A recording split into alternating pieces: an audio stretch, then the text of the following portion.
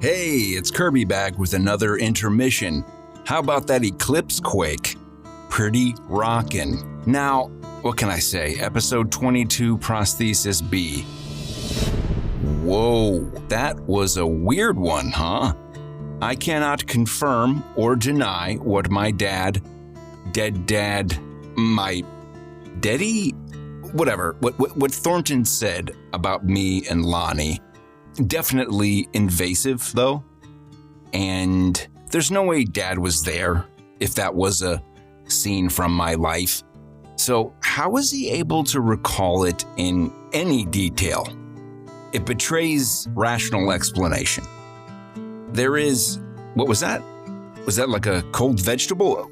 What did you just drop down my back? It's nothing, man. Stop looking at me like that. What are you even doing here? I was here before you, dude, but you snaked me and hopped on the mic when I wasn't looking. So you were just sitting there for how long?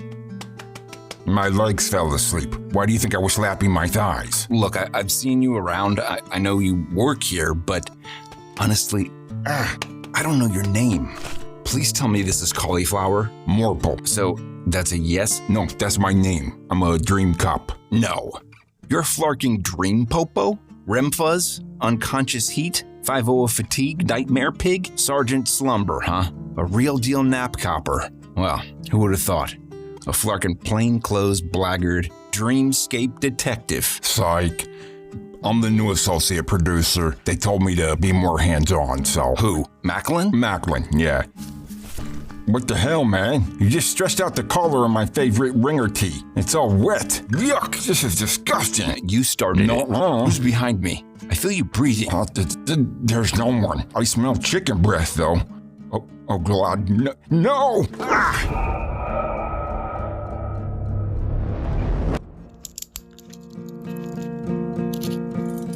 What happened? That was my partner, Susan. She did a Wolverine neck pinch on you. She did chicken breath. Where am I? You're under arrest. I thought you were... I'm also dream police. Mode lighting. Where are you taking me? Lonnie, hey, please keep up the broadcasts. Okay. While I'm... Yeah, I'll be back in no time, honey gun. Do you have to cybercuff him? Officer, Morple? Is it? Or Officer... It's Morple Smith. Detective Morple Smith. You know what? Smith. I'm gonna come with. I'm coming. Do you want her to come? No. Babe, stay. Hold down the... Ow! Ugh. Hold down the... Ouch! Ouch! Don't... That's a little tight. Okay, bye.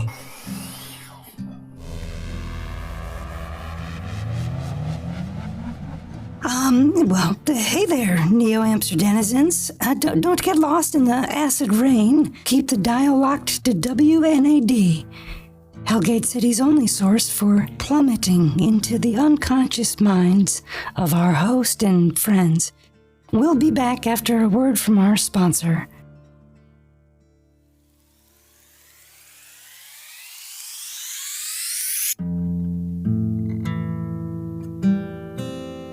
Hey, it's me. This is the credits. I made this one, so that would be Kevin Barry. Was the writer and performer of these skits.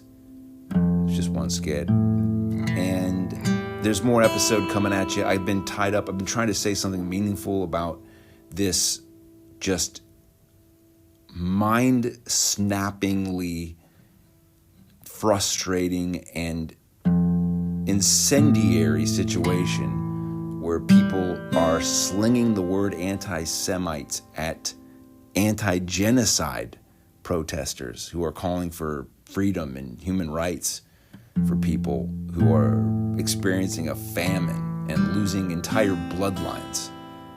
13 cousins and all your grandparents in one bombing. It's a lot to swallow.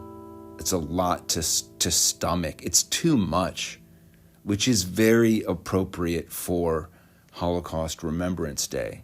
May there never be another Holocaust of any people, I think, is what I take away from that. If you think it's just about the fact that it was Jews, I feel like you missed the main part of the memo, which was that it could happen to anyone.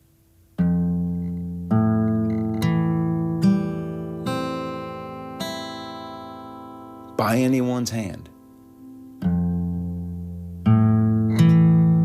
And real anti-Semitism, I know I said that in a slightly strange way.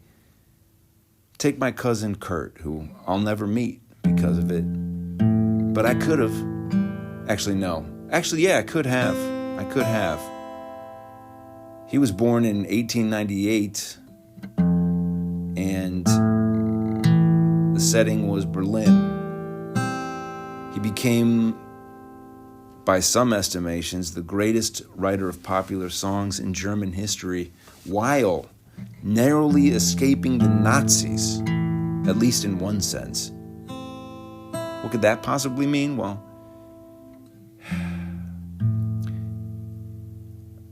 I'd say that the songs he left behind tell somewhat of the story. They include Dankeschön, Das lila Lied, Das lila Lied, the Lavender Song, the first LGBTQ anthem, by the estimation of some folks, and also Chibby Chibby Chibby, a song truly after my own heart, since it's apparently based on a made-up word that's impossible to translate. I've experienced a lot of anti-Semitism, verbal anti-Semitism, but none of it is like what he went through when he was told he couldn't work in Germany anymore in 1933 because of his race. And, you know, evil, I'm not saying people are evil, but evil as it exists in society, as it weaves through our lives and people's behaviors take on the qualities of evil, we find that it just is ever creative and sly. It's so cunning. It's so slippery. You think you can just black and white the situation and say, boom, I can see it. I mean, we do see it. We know it when we see it, but it's very, very sly. You know, people didn't get involved in World War II until, well after millions of Jews had been slaughtered. And they knew. When I say people, I mean the USA, the British. They knew. They had the intel. But they let it happen. And we didn't even have the word genocide until 1944. Does that mean no one should have gotten involved and stopped the first several million slaughtered? No. It's not about the words. It's about your humanity. It's about your empathy and desire to respect the humanity of other people. And I think Kurt, when he fled Germany and showed up in London and they said, hey, we don't work with Jews, boom, anti-Semitism. They get you there. That's the inhumanity. If you're propagating that kind of inhumanity and trying to get genocide-hating Jews kicked out of their jobs, that's anti-Semitic. Kurt fled through Vienna to Hungary, Budapest, barely escaping the Nazis, losing his family along the way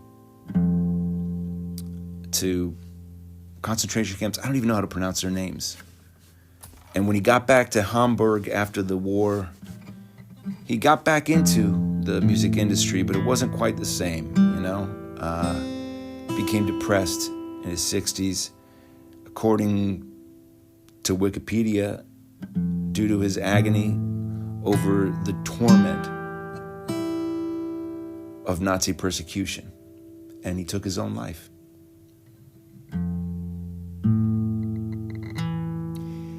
And that's a rough form of anti-Semitism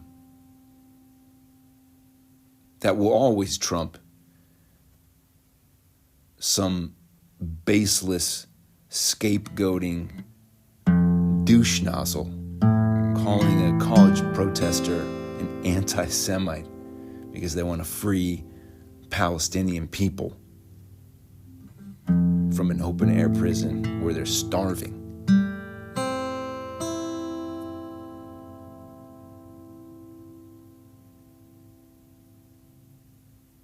I mean, that is a blight on the Jewish people to perpetrate that. You can reverse your reputation in life. And I hope that's true for me too, because I want you to get excited about more episodes coming and not feel like everything's going to grind out for a slow release till the end of this season. But hey, I'm going to do the best I can. I hope you do too. I thank you for listening to the show. Please stay tuned in, stay funky, and stay rested. Till next time.